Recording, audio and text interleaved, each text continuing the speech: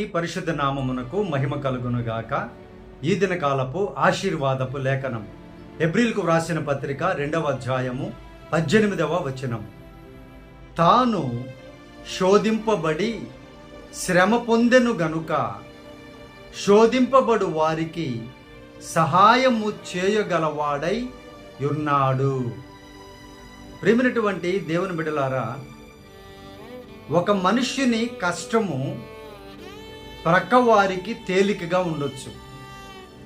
ఒక మనిషిని యొక్క బాధ తన హృదయమునకే ఎక్కువగా తెలుస్తూ ఉంటుంది.